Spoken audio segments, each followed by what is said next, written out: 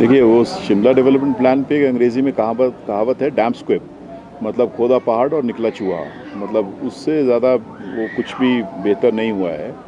और 80 लाख रुपए की एक तरह से आप समझिए कंप्लीट बर्बादी है, क्योंकि जो नेशनल ग्रीन ट्राइब्यूनल है, ये भी मालूम पड़ा है कि उसने उस पे एक तरह से रोक लगा दी है। और वो वाजिब भी है, जायज़ भी है। और रोक लगाने की वजह ये है कि जिन पैरामीटर्स पे या जिस आधार पर शिमला का डेवलपमेंट प्लान, पहले तो डेवलपमेंट प्लान क्या चीज़ है? डेवलपमेंट प्लान सिर्फ मतलब आने वाले 20 साल के लिए किस तरह का विकास शिमला में होना चाहिए। ये सिर्फ ये नहीं कि कैसी बिल्डिंग बननी चाहिए, जिसको हम लोग अपनी भाषा में बोलते हैं लैंड यूज़ प्लान। ये सिर्फ लैंड यूज़ का प्लान नहीं है, दरअसल ये पूरा इंफ्रास्ट्रक्चर डेवलपमेंट का प्लान होना चाहिए था। और लेकिन जैसे मैंने कहा कि ये तो खोदा पहाड़ निकला चूहा वाली बात हुई है, क्योंकि ये सिर्फ एक लैंड यूज़ प्लान बना के इसको छोड़ दिया है। जब ये प्लान आया था तभी उस योजना को भी हम लोगों ने तभी से ही इस पे क्रिटिसिज्म भी किया था। और ये कहा गया था कि आप सिर्फ क्रिटिसिज्म करते हो, तो हम उससे एक कदम हटकर या एक कदम आगे बढ़कर हम लोग कह रहे हैं आप छोड़िए, हम आपको एक नया योजना बना कर देते हैं। और एक ऐसा टूल जिस टूल के माध्यम से आप सारे शहरों की योजना बना सकते हैं फिर। और उसमें और हम आपको फ्री में, मतलब जो आप 80 लाख रुपए दिए हो, हम फ्री में आपको एक डेमोन्स्ट्रेशन देने को तैयार हैं। हम, मतलब जो टीम हमारे पास है, जो और कुछ ऐसे लोग हैं उस टीम में जिन्होंने मतलब जो वॉर टॉर्न सिटीज़ है, जो युद्ध के बाद जो कुछ ऐसे शहर हुए हैं, जैसे बोस्निया हर्ज़ेगोविना के अंदर वहाँ शहर बनाए हैं, बसाए हैं।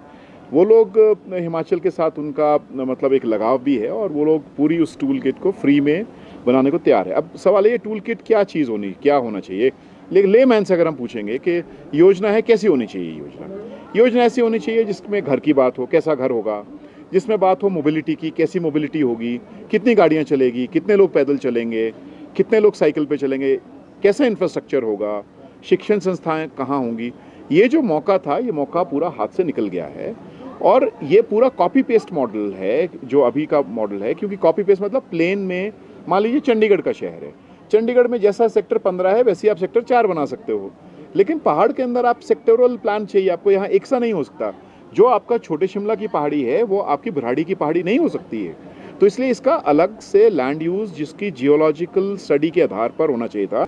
जो जिस जगह पर हम बैठे हैं, हमारे अगर आप इस तरफ देखेंगे, इस तरफ जो स्ट्रेटा होगा या इस तरफ जो लैंड होल्डिंग कैपेसिटी है रॉक की, वो कैपेसिटी हमारे राइट साइड पे नहीं है, जो कि हमारा इंडस मतलब बेसिन है, जो गैंजेटिक बेसिन है, उसकी डिफरेंट होगी। तो इसलिए इसका सेक्टोरल प्लान होना चाहिए था। वो कहीं उस पर थोड़ी मेहनत करने की ज़रूरत है, और वो मेहनत नहीं की गई। हमने कहा वो पूरी टूल किट हमारे पास है, हम लोग उसको आप छोड़िए अभी प्लान बनाने के, आप हमें एक डेमोन्स्ट्रेशन तो करने के दीजिए। तो इस बारे में हमने चीफ मिनिस्टर को लिखा था कि, और उनके जो सेक्रेटरी हैं उनको भी लिखा था। लेकिन दुर्भाग्यपूर्ण ये है कि ना तो उनका लगाव है शहर के प्रति और शहरों के भी प्रति, क्योंकि पहाड़ में फॉर्मूला प्लेन का नहीं चल सकता है। जो अंग्रेजी में कहावत है one size doesn't fit all, वो बहुत ही प्रासंगिक है पहाड़ के लिए। और पहाड़ में तो अलग अलग जगह पर भी अलग अलग योजना चाहिए।